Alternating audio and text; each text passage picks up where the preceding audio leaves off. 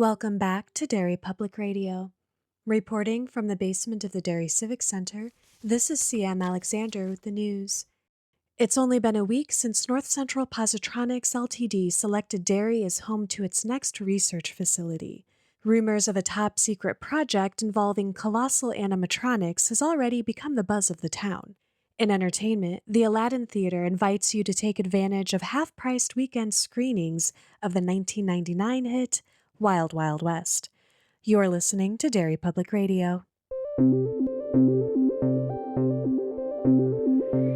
This is Derry Public Radio.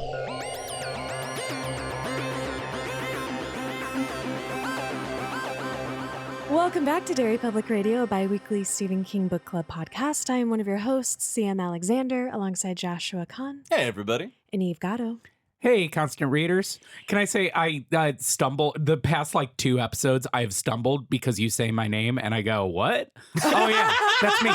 Yay. Okay, I've worked so hard to pronounce it right. You say it perfect. And you can't even hear it. I don't know. Anyway, we are covering The Wastelands. It is a Patreon selection by Lisa Kahn, and we are covering through Key and Rose, and Josh is leading our discussion. Thanks, Mama Khan. I sure am. Yeah, Yeah. Mama Khan brought us back to the tower. I'm hopeful that we keep teasing it and people keep subscribing on Patreon and choosing Dark Tower books. We might get there sooner than we think. I don't know. That's insane to me. So let's jump into The Wastelands. Reminding our listeners what I'm on my second read through of this. Where are you guys? I don't know. Of the I've Dark lost Tower count. series? Yeah. Yeah. 4th? 3rd or 4th. Okay. Probably a similar spot. Okay. I didn't really keep track, but Yeah. several times. Well, I'm really excited to be reading this with the two of you. Oh yeah, first time Mhm. yeah. Yeah, because there's so much lore in this world. This is such a weird fucking book. This whole book, everything that happens, I go, oh yeah, that happens in the Yeah. Wastelands. And it is almost like the Dark Tower vignettes. It is, each set piece Yeah. is so good, but it's just like random adventures. And I always go, oh my God, we meet Calvin this early? I didn't remember that. Awesome. I'm remembering things that we're about to get to in this that we can't talk about on this episode because it's in later episodes, and I'm so happy. I can't wait. Let's jump into the very beginning of this book. We get a quick recap of Roland's journey from Gilead till now. He's drawn his 3, and they are traveling. They've been traveling 2 months since they left the beach inland.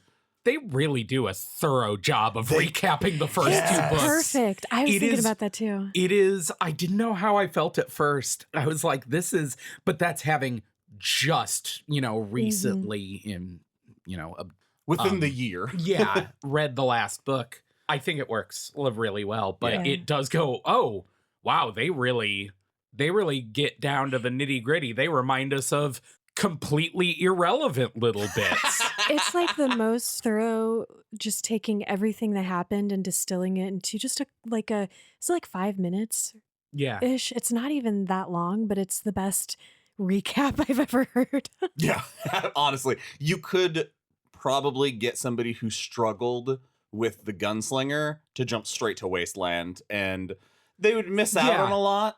But it wouldn't hurt their journey. It wouldn't hurt the journey. It wouldn't hurt the experience of what Midworld is. Yeah. Yeah, I was going to ask you to that because I had the same thought. So many people dislike the gunslinger. And I was like, with all the recaps, you could. But would it be better to start? I feel like missing out on certain aspects of Drawing of the Three are pretty fundamental. Yeah. But then you're skipping a lot of the Detta stuff. Mm-hmm. I don't know. It's hard to decide what Just I would consume suggest. every scrap of this story every chance you get. Well, yes, that's the with obvious answer. You start with the Wastelands, you go all the way through the end, and then just go back to Gunslinger and read that, and then just kind of see what that was like for the first time. We need to establish an official Dark Tower hammer order, right? Is that what it's Machete. called? Machete order. That's it. I thought you guys were going to make this like this is a cycle specific to each person, depending on where they start and how many times they take a journey Oh, before God. they make the complete journey. That's insane. So what you do is you start with the Wastelands. Mhm. Then you read Wind Through the Keyhole. Then Little Sisters. Little You gotta Sisters throw of that in Eloria. there. Issue 12 of the comics, but only that one. You watch the movie? Never. Yes. Oh, but this is the book that the movie is adapted from. Okay, so Oh no. Here we go. I won't watch that movie again. Oh, it's bad. Until you, listeners, you Pay us make to. me. You make me do it, and I'll do it. But here's the thing, because I remember we're not there yet, but the house attack in the movie, Mhm. and being like, the fuck this is kind of a thing. This is a thing, right? And that being the moment from the movie that I remember just staying with me the longest of like, yeah, that is kind of a thing. It's hands down the coolest sequence in the movie. Sure. But it's because a house is a demon, and that's just an objectively metal as fuck And that's, thing. yeah, it's rad as hell. $100 tier. I just assumed we would have to Bro. watch it once we finish book 7. Don't tell them that, but that's I'm cutting true. that out. $100. Well, because I will watch that not even for $100 because I have to split that with you clowns.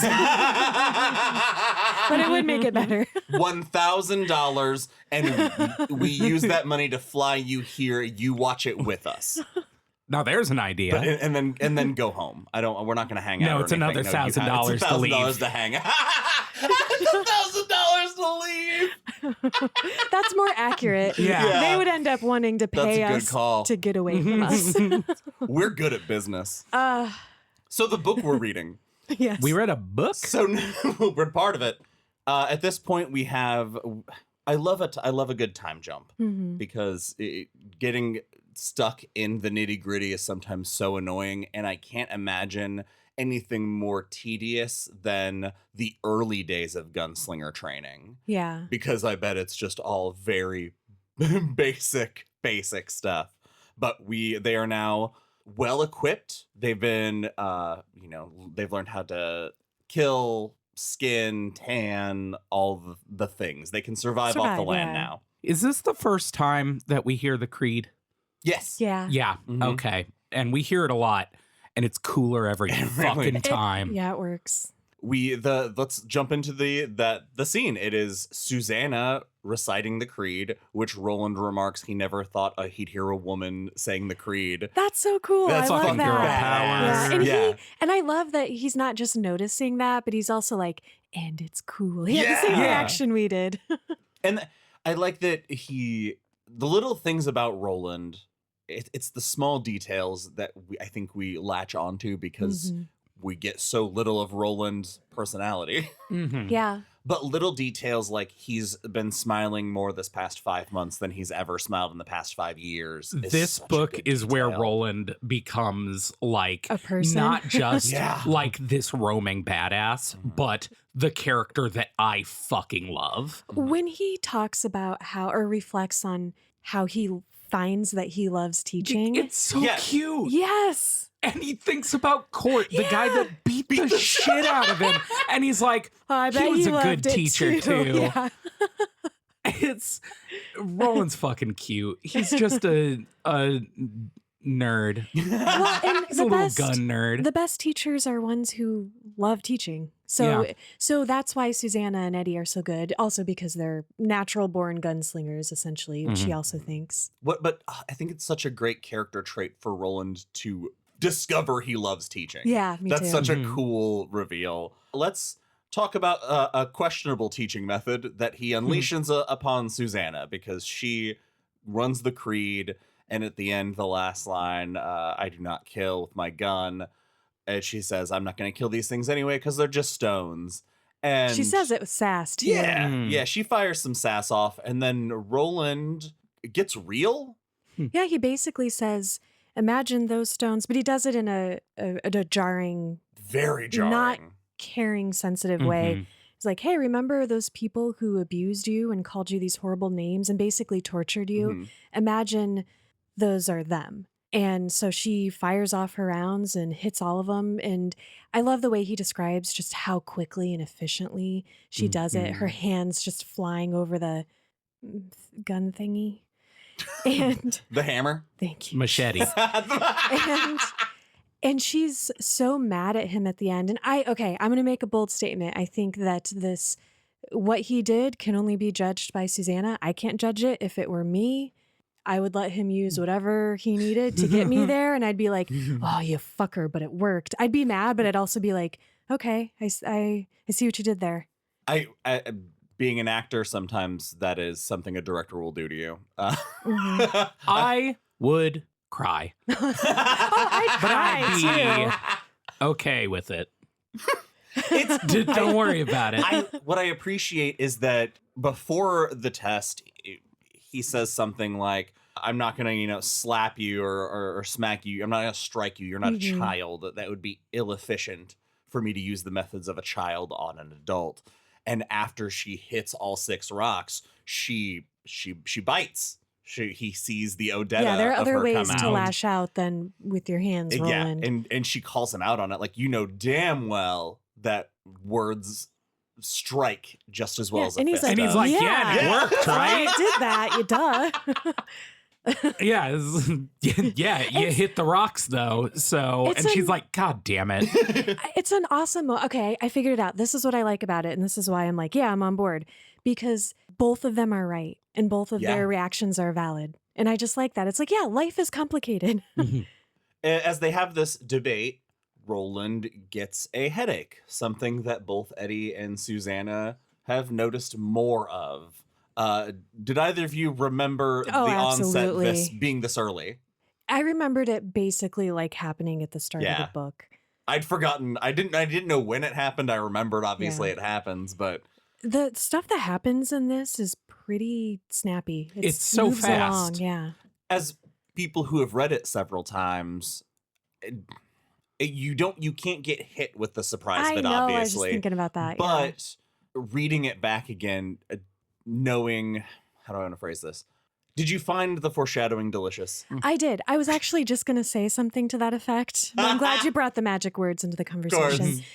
Because the way things hit you the first time they hit you, like you said, can never be recaptured. But you know that it's good if you still get satisfaction out of it on the subsequent experiences. And that's how I feel about this. It is so effective. The pacing is extremely good because there's this really cool scene. We get a ton of characterization from Roland and Susanna, and it is not very long before Eddie is stuck in a tree being attacked by a giant fucking bear. Yeah, this scene ends with just the sounds of a tree exploding, and they're like, oh shit. And then another, and that sound going towards their camp. And they don't throw Susanna in the wheelchair and go. They have a holster that they have built so that Roland can just basically, I imagine it being similar to the movement of Alan Pangborn and Polly Chambers, hoist her with one hand to his shoulders, and she rides on his shoulders and he sprints through the woods. It's fucking hardcore. The bear is this is one of the things that I'm like, I get so much why I love this book when I read it in high school. If you give me up until this point in the series, it's like there's been weird stuff. We've had the slow mutants and magic and the lobstrosities, and we know Midworld isn't our world. So we're expecting odd things.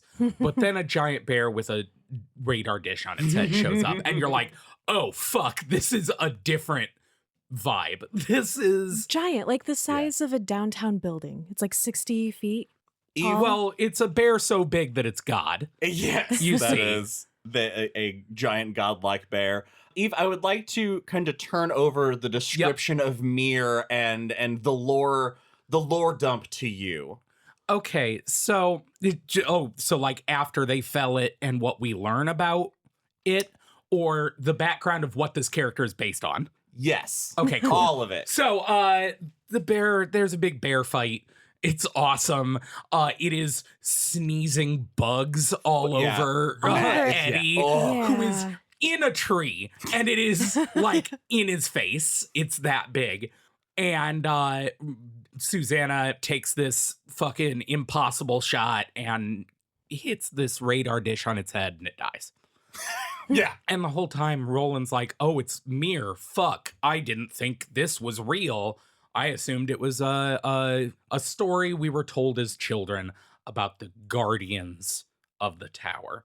12 animals that guard something, Portals. The beams. portals, Yeah. quote unquote, at the ends of the beams that lead to the tower." And he knows this one is Mir, and one of them is a turtle. Yeah. On its back, it holds the earth. But this particular one, he's like, "Oh, this is crazy." And they go to check on it. And Eddie is like, "Oh shit, this bear's a robot." Yeah.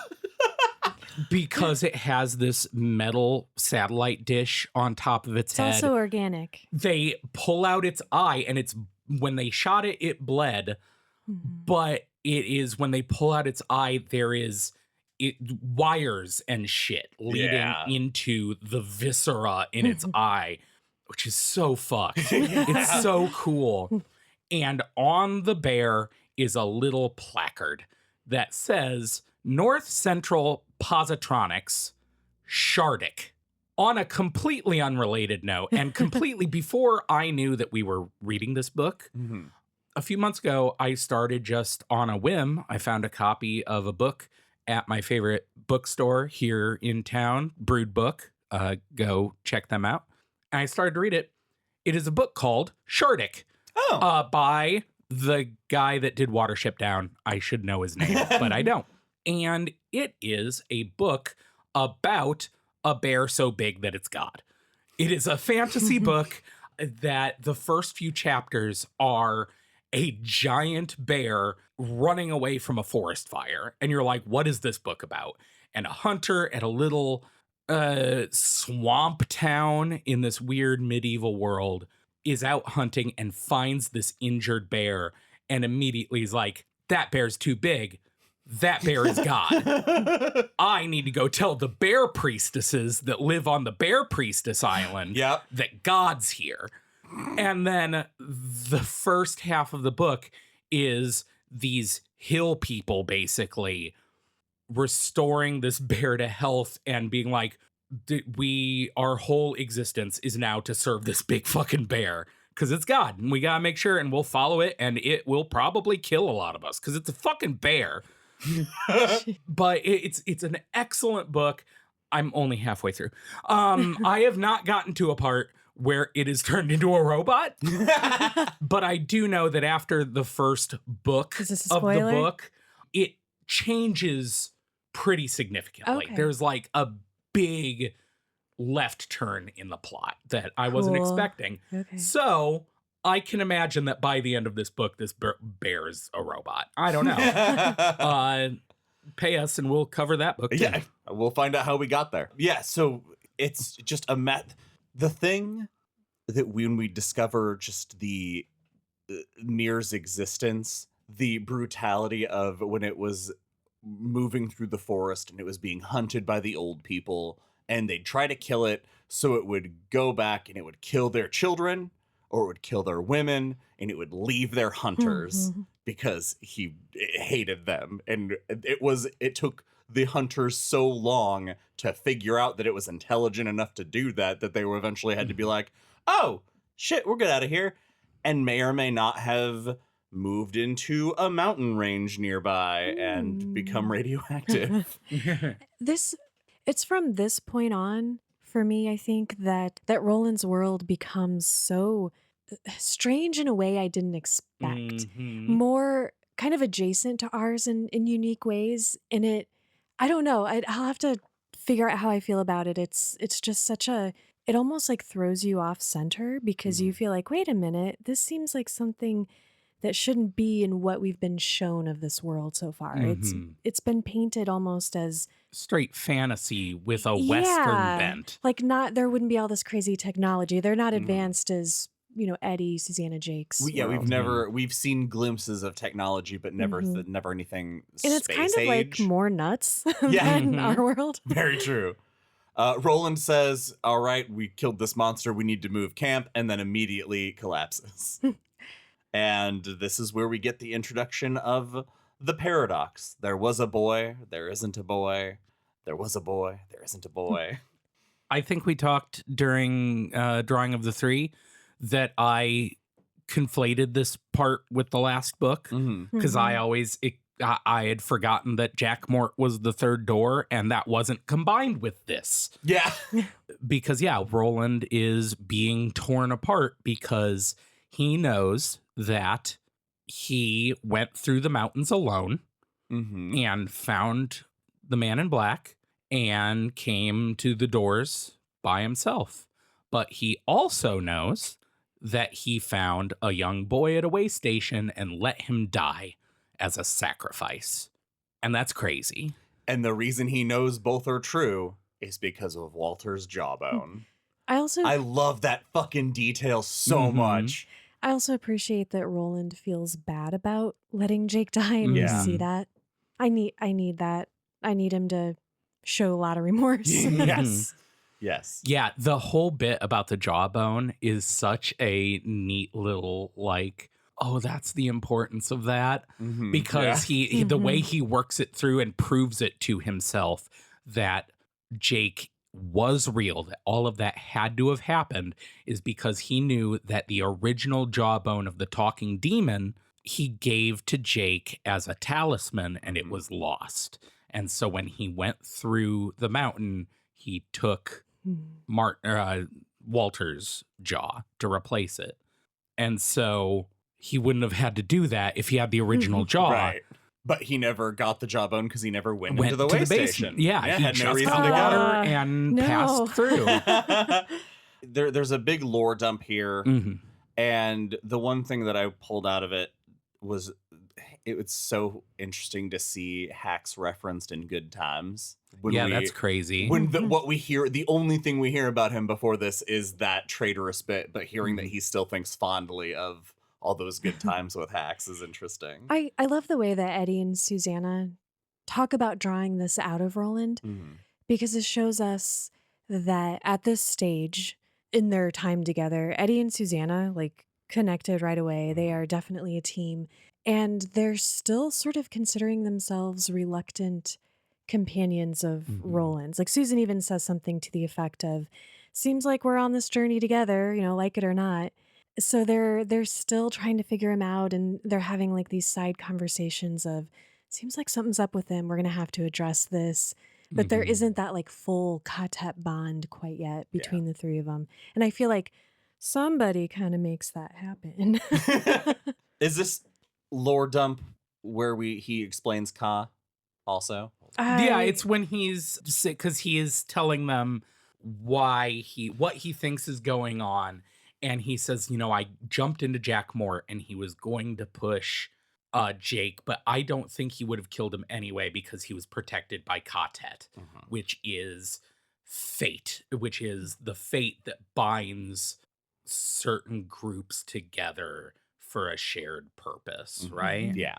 And their journey to the tower has bound them together as a Katet. It's just it sheds light on, we thought Roland saved Jake from being killed, but he actually doesn't even get that relief because he didn't save him, except that reveals brutal. Yeah, his act of killing Mort before he left his body is what ultimately saves Jake. So he didn't even get to like make that choice to save him after letting him die, which is just interesting. I also like that he says, Eddie says like, well, at least you saved him. And Roland flips out. And he's like, did I? This is killing me. Yeah, imagine what he's going through. He has a memory of his own death. Yeah. Which is what our second chapter is about, but we're not there yet. Yeah, and This moment kind of ends with the jawbone being thrown in the fire and it Mhm. disintegrates. And leading to a very important subplot that we have not touched on. Eddie Mhm. and his inexplicable sudden love of carving, Yeah. whittling. Let's discuss Eddie's Whittles.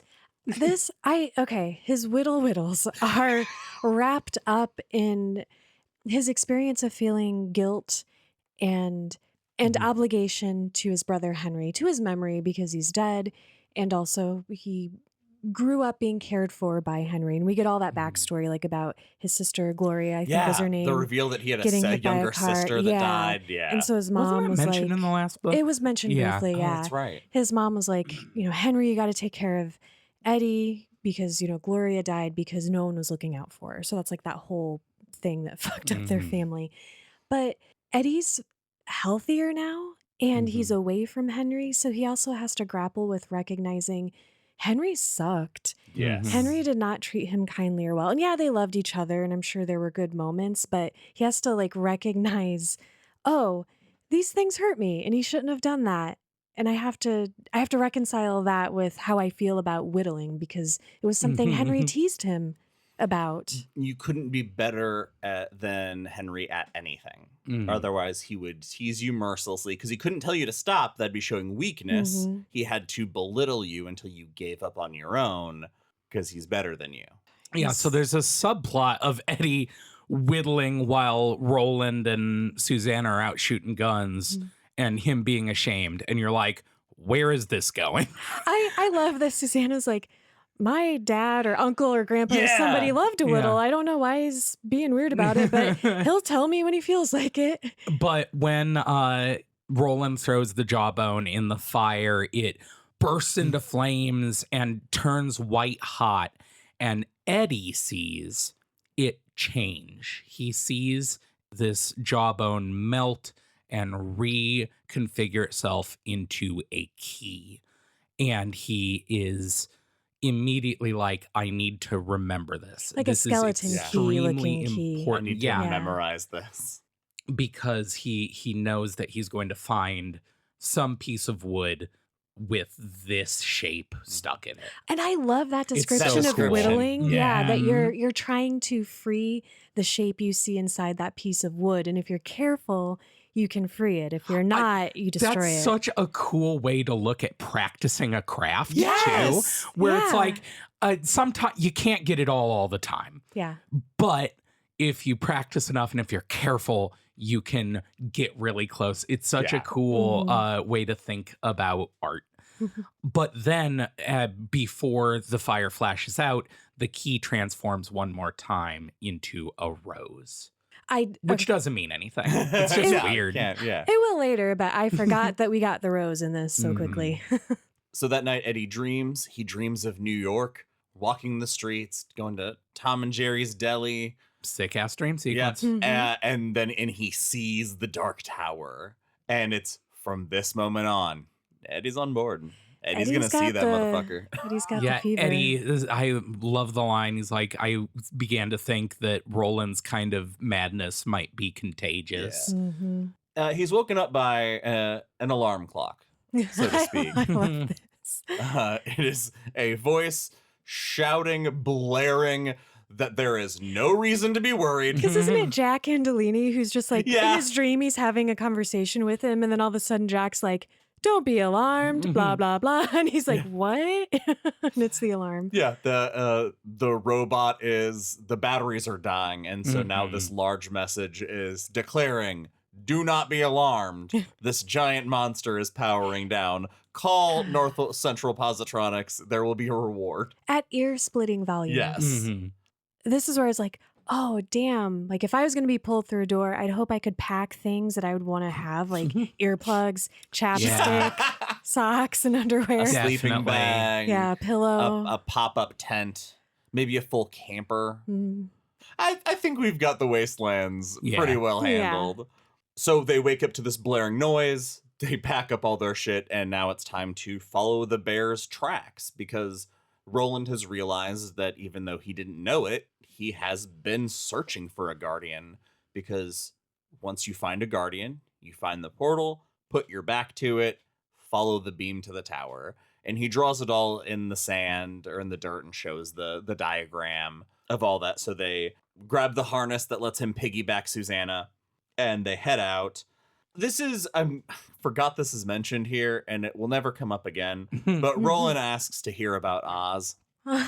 Yeah, definitely never come up again. Well, I love the there's a line that's essentially like the quickest way to learn about any group of people is to hear the Yeah, stories they that's tell. Mhm. Also, it was cool because I bought that series of books for Devin. Yeah. It's just because he likes, the second movie and all those books are Yeah. weird and dark. They're really cool. They arrive at Shardik's lair, and turns out he's not the only robot here. There's a swarm of similar animal type robots that are I sad. love this. In my head, these little robots are adorable. Mine too. Yes, Yeah. absolutely. Like they just look so pathetic in the way I imagine them. They're just like flopping around on the ground. They're just trying to do their thing. And Roland takes Eddie to class. I love that. Oh, we didn't mention it, but when Roland and Susanna come upon the bear attacking the tree Eddie is in, Roland's like, Susanna, shoot. And It's she's all like, on no, you do Mhm. it, which I so related to that because I can't remember what it was, but there's like something I was learning to do. And then I had to like, here are the stakes, just do it yourself. I was like, no, why don't the person who's teaching me who's better at it do it? And then I'll try when there are no stakes. I was like, I don't want to ruin this for everybody. And so here again, Eddie gets that moment. We see parallels in the lessons Susanna and Eddie learn like separately from Yeah. each other with Roland, which is really cool. But Roland's like, okay, Eddie, it's on you. And Eddie thinks about how Susanna is the most vulnerable because she's lowest to the ground. Mhm. And he's got to hit all of these creatures and he's freaking out about that.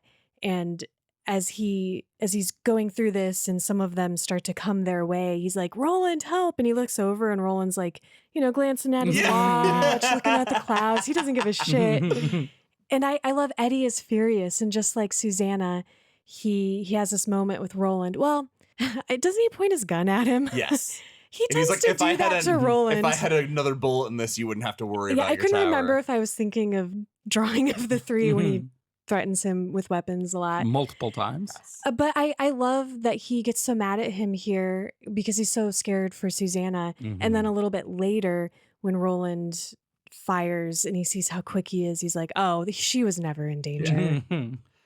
After they take out all of these robots and they're kind of investigating the lair, there's a moment that I wrote down because I'm really, on this read through, I'm really trying to take Roland as he is and not get away with romanticizing him yeah. the way we often do. And I love the detail that Roland loses interest in conversations that turn to would be, could be, or ought to be. Because Yeah. Eddie throws out something and Roland doesn't even respond. He just continues looking around because he is now checked out of this conversation. Eddie excuses himself to go get Susanna's wheelchair and everything to cool off and take a beat by himself, so the others don't. Also, so the others don't see that he's basically high from the thrill of gunslinging. Yeah, they He's like both- shooting shit rules. They Yeah. both had that I love reaction. guns. Yes. Yeah. It is, and it's neat that when he bites back at Roland about leaving Susanna in danger, Susanna's the one who immediately comes to his side and is like, basically like, look, Roland and I did this earlier. It's fine. If a gunslinger in training doesn't bite back at their master, they're probably going to die. So Yeah. this It's is all the right part of the thing. process. You're right where you should be. Getting pissed at your teacher.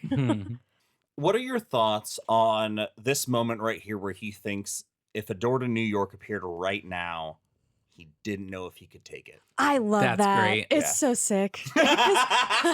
Because you want them to have this camaraderie they don't quite have yet. And so the closer Eddie gets and Susanna gets to being willing participants on this journey, like the more comfortable I feel, the more excited I am for them to do this with Roland. I like that this shows kind of Eddie and Suzanne, well, Eddie specifically, going through what we must imagine Roland went through Hmm. that set off This this. obsession. Yeah, Yeah, exactly. it helps us understand Roland a little better. It does, because the way Eddie becomes a convert of the tower is so spiritual, Hmm. and it is all these prophetic dreams and visions of a key in a fire. It is Yeah. so many things that make you go, oh, if the tower is exerting this,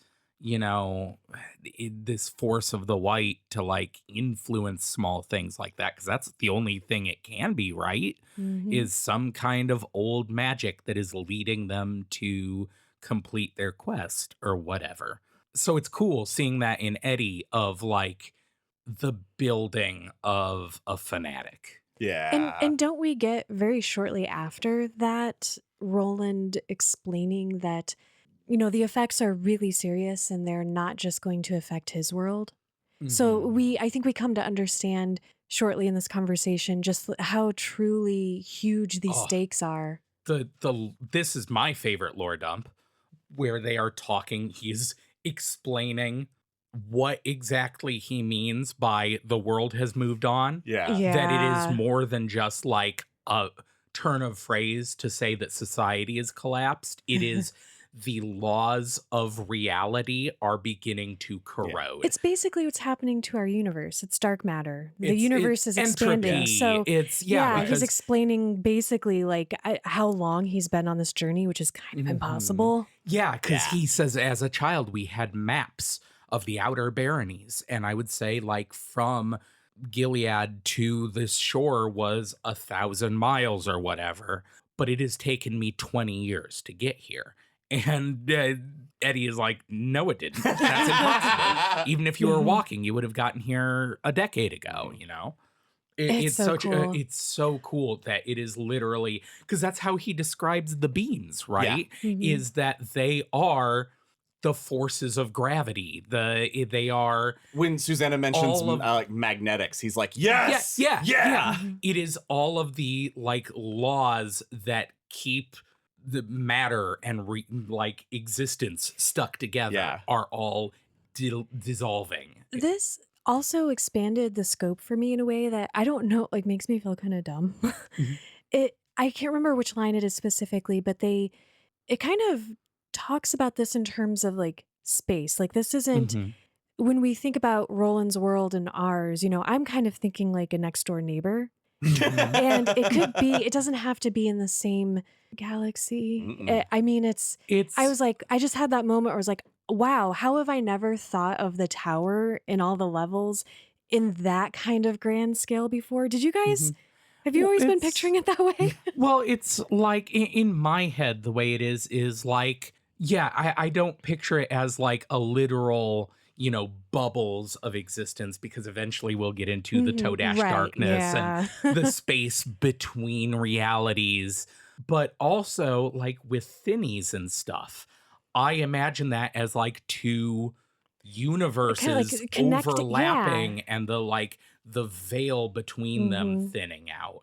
So, like, yeah, we could, like in Insomnia, the Yeah. levels of the tower It are just makes just everything seem experiencing. right there, Yeah, Yeah. but it's not. it's like it's like I Heart Huckabees, right? Oh my god, I haven't thought about that movie in forever. This is Paris, and this is you, and this is me, and this is a cheeseburger.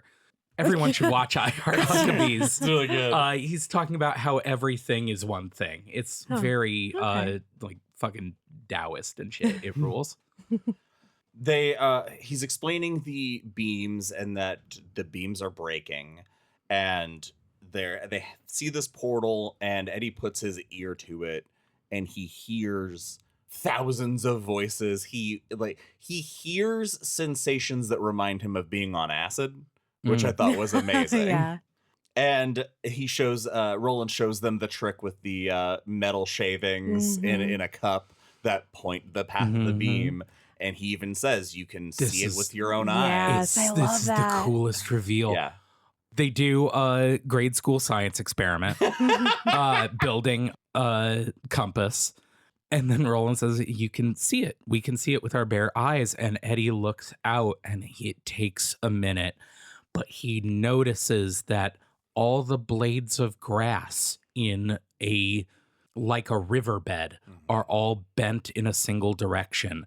Trees that the bear fell all fell facing away from the door, like it was pushed out of the way. And the shadows, it affects the shadows of everything. And the clouds. And the clouds streaming. This is going to make me sound so dorky. Oh my God. Anybody else ever look for the beam? I do. I absolutely do. I thank God. do. Okay.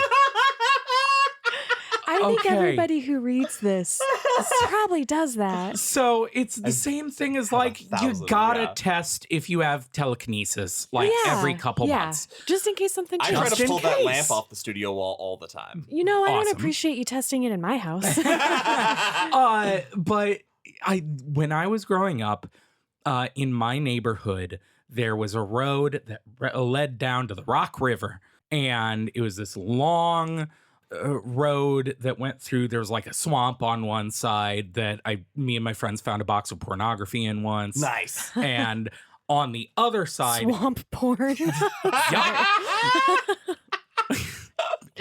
What can I say? Before the internet. Yeah. You had to get your porn's porn what you in the got. swamp. We had bikes and pornography in the woods. That's all we had. That's so That's the terrifying. 80s. Anyway. But anyway, and on the other side of this road was a huge power line that went off into the distance, what seemed like forever. And all of the trees were cleared off just in a lane for these. And I would ride my bike there and stop and look up and be like, this is where the beam would be. This is where the beam would be if it was here. If I had ever decided to run away from home as a teenager, my arbitrary where I'm going would have been to find the beam. There you go. No one would have ever found it. And that's how CM got Tom Gordoned. After all this, Roland gives up his guns to his quartet and then makes a joke for the first time, which I thought was amazing because he keeps it. This whole section is very much, and one more thing, and this thing. And then he gives up the guns and then he's like, God, can we go already? And he's like, yes, but one more thing. And then he pauses, like, just kidding, let's go. It's fucking awesome. I love that part. And I also love that Eddie hates that Roland is giving them his guns because he's like, no, you need it's his these. sense of security that Roland is just this magic person who's going to take care of everything. And then he makes some comment about his knife and he's just joking or being sarcastic. And Roland's like, yeah, you're right. Here's my knife. Yeah, and Eddie's good like, call. no. But I get that because I felt the same anxiety that Eddie did. As like, I don't want my Roland disarmed. And But Roland, I mean, he's right. It's great because it's just before this that I think Eddie and Susanna have a conversation that Roland could turn out like the bear. Yeah. Go absolutely Yeah, they insane and kill realize them. they're fucked if he loses his mind. Yeah, and realizing that Roland realizes that too and is mitigating that just makes everybody feel real bleak about the situation. It's scarier because he wouldn't do that unless he absolutely had to. A gunslinger doesn't give up his guns. Well, luckily, we won't have to know what's going on with them because we are going to take a trip to New York. I love being with Jake. Yeah. It is, as much as I love like this first section and being with Roland, Eddie, and Susanna, there is something just, maybe it's because, he's a kid and like we're getting this childlike kind of perspective. And, if you read this as a kid, it kind of has that effect on you. But there's something just truly magical about these sections with Jake that my favorite every time. See, that's what I like about this because I was thinking about it and I was excited through the first chapter. I'm like, so much of Drawing of the Three takes place in our world. And all of those are world scenes, at least to me, even though they are happening because of magic doors and there's a cowboy in people's head and whatever. Yeah. They still feel very much of our world. Yeah, very grounded, very realistic. Yes. Yeah. And here with Jake, we meet up with Jake and he is also going insane because he, just like Roland, has these parallel memories. But this chapter with Jake feels so, yeah, like you said, magical. Yeah. The first section is him going to this prestigious school, and it is his shitty, gross dad trying to Mhm. like make him this preppy rich kid, and him going, something's wrong. I'm going insane. And it isn't until he fucks off and is like, no, I'm on my own, that he begins being led, basically. He starts his journey to the tower Yeah. the moment he leaves the school grounds. Yeah, as soon as he leaves the grounds, he's at school. We do have to mention his report. Yeah. Yeah. Well, we have to talk about a few things at school because There's a lot of stuff going on. Yeah, we have. Or you can just go watch the movie. it's covered pretty basically well. 1-to-1. Basically. Matthew McConaughey's there. Yeah. I love Matthew McConaughey. Same. They didn't write this well for him. No. You can't. Anyway, let's not talk about that. Yeah. Good casting. Terrible movie. Yeah. Right. Yeah. Reminder that Jake is 11 years old. Mhm. He is in 6th grade. And as we said, he's having all this madness. And I love the anticipation he feels every time he sees a door. Oh, just it's so knowing heartbreaking. Every time he opens it, he knows what's going to be on the other More side. than the beam. I opened doors. I had a weird relationship with doors for a long time reading this as a teenager. I've never done that. I've never opened my door as a No, portal. that would terrify. I have had that thought of like, what would happen if I opened a closet door and it was just like a New York City street? You go through. I would When else are you have that assume I have opportunity? lost my mind. And yeah, I'd go through. Anyway. I can't. I have a kid now. Yeah. I can't risk. go I through can't first. risk other You call You one of gotta us. take adventures. psychiatric Oh, medication. yeah. Boo! You call us, we go through your door for you. Thank God someone indulges in my paranoid schizophrenia. Yeah, let's talk about Jake's final paper because he's sitting in class, and at this time they have an opportunity to review before handing it in, and they were given an assignment. That assignment is my understanding of the truth. CM, would you like to It's a talk to us regular about ass 5th grade paper. classic paper? I love this because Jake has no memory whatsoever of Mhm. reading this. I forget what the teacher describes it as later because I'm not a literary person, but there's like a specific technique this that is- he used Jake, that he didn't know he was using. This is astounding. You have written some really bad slam poetry. A+. But it's basically, yeah, like this kind of visual poem. It's Mhm. written too, but he included visuals explaining everything that happened to him, like just talking about how he is two people inside. He knows all of these truths and they're all happening to him at the same time. And because he can't remember writing that and he's kind of looking through like, what did I do? When did I do this? Oh my God, this is a crazy person's rantings. Mhm. I'm so screwed. My dad is going to have me locked up. And so he's like, okay, I'm going to use the restroom. Although I do and love then he fucks off. I love that before that, when he's talking about how he's been opening all the doors, he opens the supply closet door and he's just standing there. And then the teacher's like, can I help you? Like, you're just going to stand there all day? Okay, a little girl in his class says something far too adult for an 11-year-old to him. I was like, very forward at that age. No little girl's talking like that unless she's in trouble. That. In my head, I was like, yeah, they're high schoolers. No, she's like, they're not. Next time, why don't you take me into the closet? Then you'll see something in there you like. We all said things when we were younger that we didn't fully understand what they meant. We just thought they'd sound cool and grown up. Oh, God, too many times. Now, the moment of deja vu that Jake experiences, the moment before he dies, is so beautifully written and so horrifying because he starts to realize he's about to be pushed in the street, maybe like a few minutes before it even happens. And earlier, Roland mentions that the only way this was able to happen, the way a paradox like this was able to happen, is because so many things created it, because no one person can fight Ka. I love that. And what I love about that is right here, he knows to be looking out for the man in black, the man dressed as a priest, and every time he tries to turn his head another direction, he physically can't because he cannot upset destiny. It's so upsetting to try to think of like free will and fate in those terms for him in this scene. And he's remembering forward in time is how he describes it, which is also such a cool way.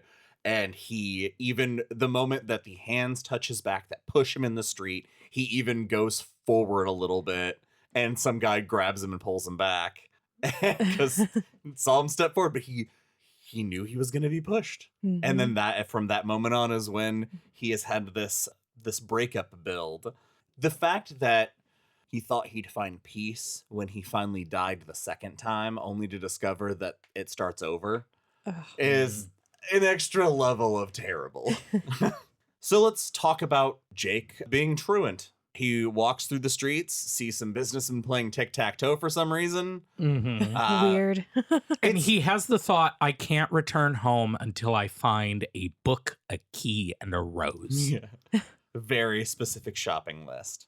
As he is walking down this path, he also notices once he's past the tic-tac-toe people that the voices are getting quieter, and the elation that runs through him at the idea of a little bit of silence, it turns this tortured kid into the kid that all the other people are seeing, which just seems like a happy-go-lucky kid skipping school on a really nice day. Who have no idea the horrors happening inside. I love how every adult he meets is like, hell yeah, skipping school, right? That rules. Well, if you're going to a bookstore, nobody's going to give you shit for skipping. I remember in class one time. A bookstore staffed by the best character. Yeah. Yeah. So, Eve, take us through the Manhattan Restaurant of the Mind. Oh my God. Okay, we've talked on this podcast a lot, I feel like, about what small minor character would we want an entire book about. Yeah. And in the past, I've said like Dick Halloran. I would love a Dick Halloran book. I need a book about Calvin Tower and Deep Now. I keep thinking Alan? Ed Deep No is the Deep is Insomnia. Oh. This is a different Deep Now. Whatever. Yeah, it's Jake. I almost called him Charlie. Jake finds this cute little bookstore called the Manhattan Restaurant of the Mind, and he goes in, and the shop owner instantly becomes the most Simpsons comic book guy character, but sweet, but like super into what he's doing. Yes, he is just this like chubby little book nerd who says stuff like calling Jake the little Hyperion wanderer. Yes. And he just has this very florid way of speaking. Yeah. And he rules. I love him. Absolutely a kindred soul. But he sees Jake looking at books, and Jake finds two books specifically that he wants to buy. One is a book of riddles titled Riddle-de-Dum. Great. And the other is a little book called Charlie the Choo Choo by Beryl Evans, narrated by C.M. Alexander. Yes. Thank yes, you, Eve. Absolutely. Listeners, if you go to our Patreon, okay, so because in this book, we basically get a whole reading of Charlie the Choo Choo. And the author, the narrator, does a really good job of doing Charlie's voice. I have to say, I prefer my Charlie Agreed. because he's scary. Your Charlie gave me nightmares. Yeah, so for $5 a month, you can have that episode of me narrating Charlie the Choo Choo, doing all the voices, and all our other bonus content. Did the Samson riddle piss you guys off? Oh, yeah, it's a terrible riddle. It's a stupid riddle. That's not a riddle. That's trivia. Go fuck yourself. Wow. I take my riddles very seriously. If you're getting your riddles out of the Bible. I'm a vaudeville comedian. I take my wordplay very seriously. That's why I get all of my riddles out of The Hobbit. There you go. Okay. I don't enjoy riddles. What? I don't like it. I don't like them. It's too... Why? It's too over the top. It's obnoxious. And I'm sorry. I wouldn't be able to have a conversation with this bookstore owner, Eve. Everything you said about him is right. Too much for me. I'm going to need a break from that guy after 5 minutes. I love him. I want him to be My I'm sure I'd be a better person for spending time with him, but I just couldn't do it. I appreciate that you're honest about that, you know? Once Jake leaves, he gets these books, he heads back out, and he is hit with sign after sign. He is on the right track, passing a restaurant called Mama Chew's, passing a Tower of Power Records, Yeah. all leading him to the point of Tom and Jerry's Delicatessen, or at least what used to be Tom and Jerry's Delicatessen. Okay. I also have spent a lot of time in abandoned parking lots searching for the rose. It's in New York. It's so Yeah. fun to do. Oh, well, yeah. I like going to empty lots and pretending they're the little ecosystems that the Annihilation. biologist goes Yes. through. Yeah. We get our Bango Skank graffiti. Yes. Our first one? Yeah. Yeah. Yeah. I wanted to start an improv troupe called Bango Skank so bad. Let's do it. There's time. We're going to train CM. Oh, God. It is on a sign for the Turtle Bay Luxury Condos, which is a project long since abandoned, it seems. But Jake decides to climb in and see for himself what's in there because he feels this compulsion. But he eats shit immediately and fucking ruins his ankle. I love that he gets hurt because you could almost argue he's having some sort of like It's all a it hallucination. kind of an makes it, episode. it Perfect. makes it dreamlike. Yeah. Yeah. And he stands up, and in this lot, he starts hearing the hum of thousands of voices. He starts seeing faces, But in like a appear. beautiful way, Yeah. not like the voices in his head, which Yes, have been not the haunting very ones. upsetting. Yeah. These are, and then faces appear in the weeds and the bricks, and he sees the key and the rose. He picks up the key, and he looks in the rose, and there he thinks he sees giant pieces of pollen, but as he leans closer, it's suns. That So cool. fucks me up. The idea so of that. cool. And then he reaches in to touch it. I'm like, what if you destroy all of that? What if you don't, though? Jeez. Just saying. That's a What if you get the power of 3 suns? you gotta do what every character I've ever played in Pathfinder would do. Put it in your mouth. Yeah, obviously. Oh yeah, my yeah. God. You find a magic item, you gotta mouth that thing. You never know what's gonna give you magic powers. Better than detect magic. So many of my characters have died from poison. Jake, when he goes to touch it, he then blacks out and wakes up several hours later with a head injury because he fell and hit his head on a brick. And it's Just a rose. Yeah, it's just a rose. And the area is dirtier. He doesn't see faces, but he realizes that it's all camouflage, that if he really wanted it, he could see it again. And he understood. It's like he communicated with the rose, or the rose communicated with him is probably more accurate, that it drew him there and that it needs protection and that it's important and it's good. He heads home and he goes to face his parents, who, quick recap on his parents, they suck. They are, his dad is a high-powered executive who loves cocaine, and his mom is someone who loves Valium. He's a latchkey kid. Yes, very much so. Things don't go as they normally would, though, because his dad starts to lay into him and grabs him by the arm, and Jake pulls his arm away and stares daggers into him, and his Head bursts into flames. basically his dad like sees his eyes on fire for a minute and is like, all right, go to your room without dinner.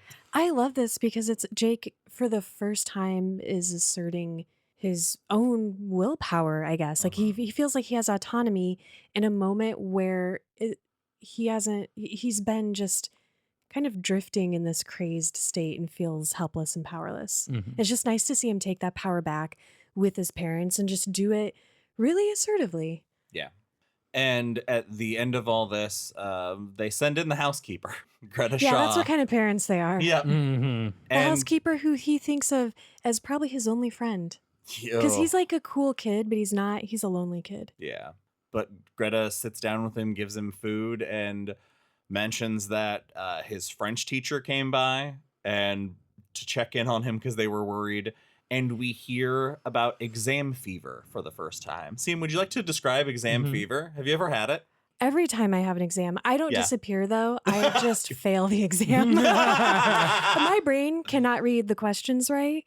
Mm. Yeah, so basically his dad chalks it up to, "Oh man, your teachers came by. They said you had a big exam coming up. Clearly you got freaked out about that. You should have just said something. I understand that. It's no big deal." And Jake Except for he's hearing that through through the Greta housekeeper, yeah. instead of And his dad telling that to him I himself. love too that he's like, they have this very candid sort of like, "Yeah, I just get paid to be here. Like, you're a Right. nice enough kid, but yeah, your parents sent me in and this is what they want to know. And you can tell me or not because it doesn't matter. Yeah, I'm on overtime. Yeah, I'm off the clock here in a minute." And it's just paints like this very like nice picture of he's just, Greta gives him some good news though, because his English paper came back with an A+, and everyone was very excited about it. And I didn't take any notes from the hilarious note that his English teacher writes, but it is so funny, and it just shows you the attitude of that school. Although I fucking love it. I love how kind and caring the teachers at that school are, Yes, though. that's true. Jake loses his mind when he finishes reading it. He just starts cracking up. And I love that he is doubled over, wheezing. His sides hurt. And then he realizes Greta's still been sitting there on his bed this whole time. And his dad like walks by and looks in like, Yeah. "Mm."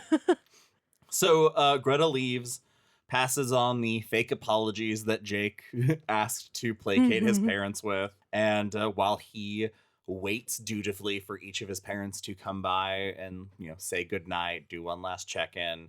Once they've gone to bed and he knows he's alone, he pulls out Charlie the Choo Choo and gives it a read. After he finishes it, the voices start to return, and he is begging for them to go away, and he gets this idea. He runs across the room, grabs his pants, grabs the key out, and when he holds it, the voices are gone, and he thinks, to no one in particular, tell him to grab the key and it'll make the voices go away. And that is where we leave off.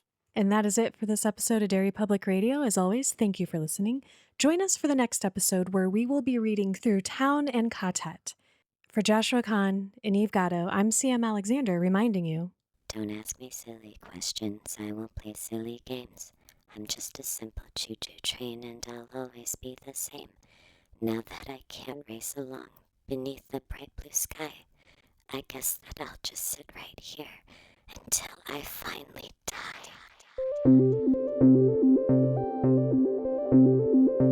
Hey everyone, CM Alexander here. Thank you for listening to The Wastelands Part 1. We hope you enjoyed it. As always, let us know your thoughts on Facebook or Instagram at Derry Public Radio or X at Derry Public, and you can also send us an email at derrypublicradio@gmail.com. We'd love to hear from you. Check out our Etsy store for fun merchandise, etsy.com/derrypublicradio, and our Patreon page for monthly bonus episodes and a backlog of dozens and dozens of episodes, including the Charlie the Choo Choo one. And if you hated that clip at the end, you don't have to listen to that episode. You can pick from lots of other bonus content that we post every month, sometimes bi-weekly too. And if you're wanting to chat with us and other Stephen King and horror fans alike, you can keep up with us on our Discord. The link for that is in the show notes. That's all for now, listeners. Goodbye.